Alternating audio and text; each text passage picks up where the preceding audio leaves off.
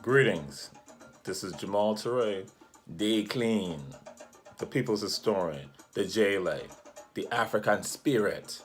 Yes, and some of y'all know we travel around wherever, giving history of the people, the culture, our story. It doesn't matter where you're from, we can tell the story.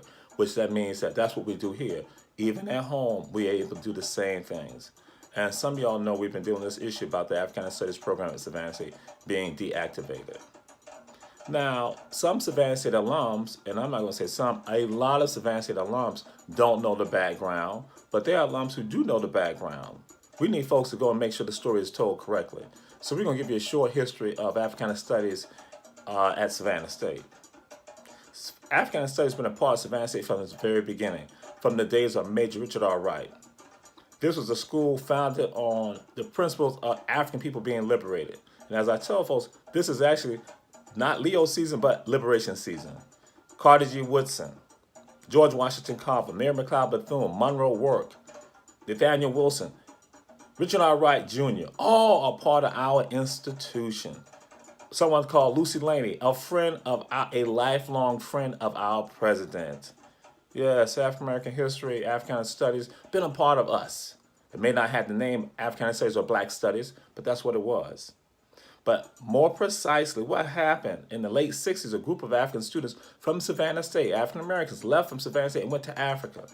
Those folks came back from Africa invigorated about having pride in their culture and their history.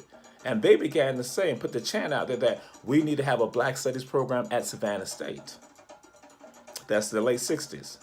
Then what happened in the 70s, students at Savannah State was now saying this is a black school, a historic black school, so we need to have our history told at the school.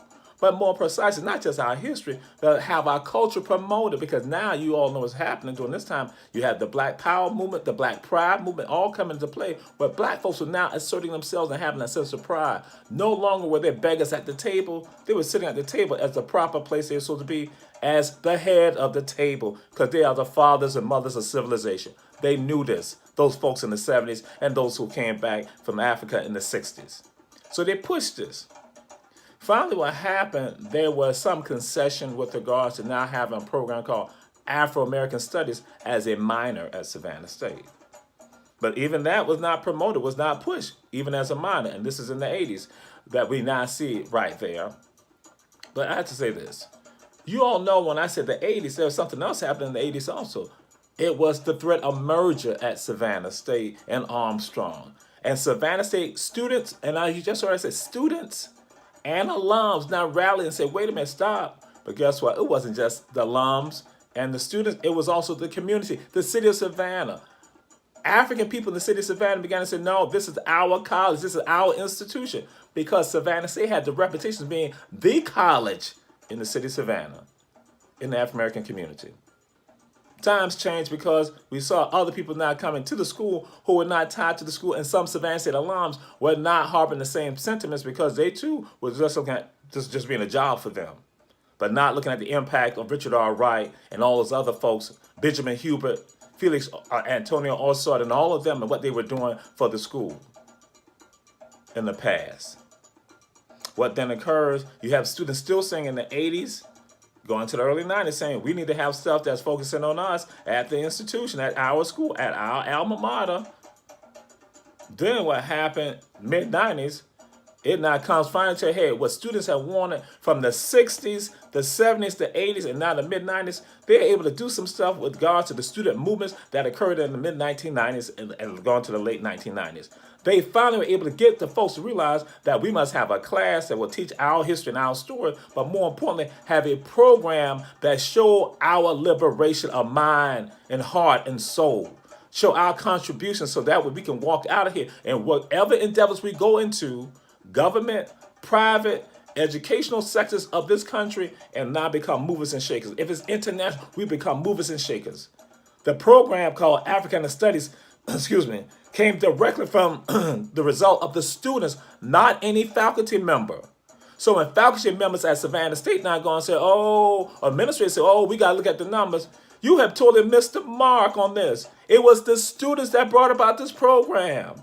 This was not something sent by faculty. Now, some people at some other schools are going to say, well, hey, Jamal, you know what that means. Because it was student-driven, then some faculty members and staff and administrators and staff are not going to be concerned about the program because it was not their idea. It was not their bubble.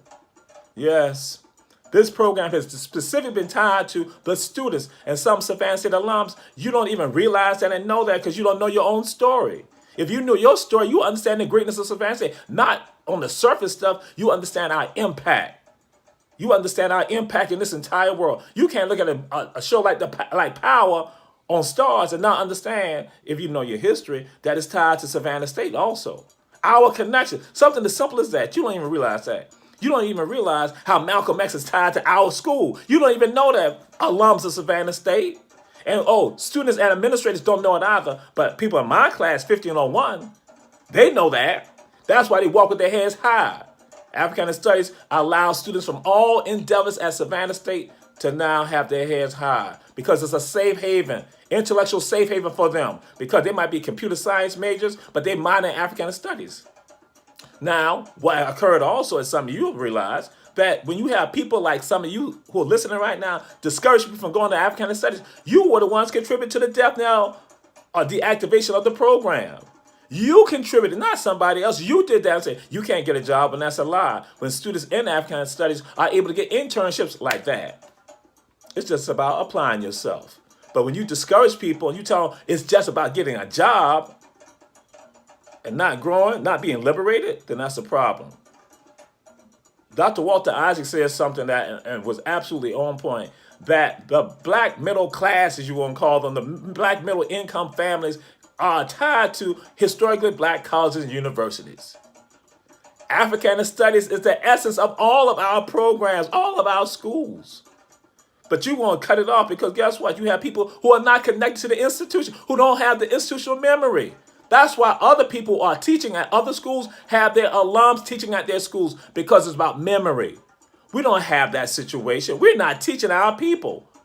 So we're not teaching our people, so then no one knows the connection, understand the power. That's why they don't know about what happened in the 60s, the 70s, and the 80s, and now the 90s, why the program is here.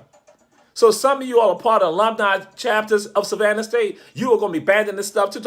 If it's not producing a lot of graduates, it's 2.4 graduates a year, or a 3-year period. Stop the madness. The program is the essence of why you are here. You would not gotten your degrees if it was not for the impetus of people like Bim Pianki, Louetta Milledge, Arthur Brinson, Robert Louis Stevenson, who were infusing that, Dorothy Murchison, infusing consciousness, the same thing we give in African Studies, the same thing in the classroom. Ms. Murchison got you reading Carter G. Woodson, Miseducation of the Negro in a math class. That shows you that they understood you got to infuse this in all our programs. Africana Studies is a respite for people intellectually. And if you're not African, you attended Savannah State and graduated from Savannah State, you know that you got a different perspective when you came to us. You got to understand about why we must work together in this society, why we cannot follow up the madness and the craziness of other people. You understand you have to go into your community and also now infuse the knowledge that you got from Savannah State and some of you know from the 1501 classes and African Studies program classes that you now infuse that to now help bring about a new world. Yes, the history is short and concise, but it goes much deeper than that, which we can go into that. This goes back to Reverend E.K. Love at First African Baptist Church, Reverend James Sims at First Bryan Baptist Church, Reverend Alexander Harris. It goes back to them and all those people right there. So this program is not about, you look at the numbers. You can get the numbers if you put some effort into it. If you made no effort, if you did not try to nurture it, guess what? As I tell people all the time, you cannot blame the young people if they don't know this story, if the elders and the adults are not telling this story. Guess what? You've not told the story of Africana Studies and you put it out there properly. It can be done right now. It's not even you say, you got to deactivate. You don't have to deactivate. Just say, we're going to do it right now. We're going to stand up to the board and say, listen, this is the essence of our school. We can do this right here. We can find a way. Don't go and say it's indignation that when the students are saying, we're clamoring saying, no, we don't want this to be deactivated. It's not indignation. This is the history of Savannah State students. See, again, if you're not from Savannah State, you don't know that. You don't realize that. We are the reason why you're here right now. The students from the 1960s, the 1970s, when they fought to now say, we are going to make sure that we are respected here and we want our people here teaching.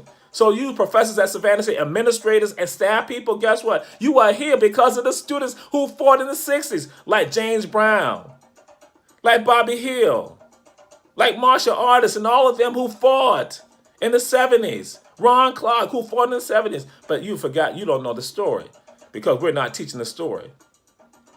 This is Jamal Touré, the people's historian here locally and internationally.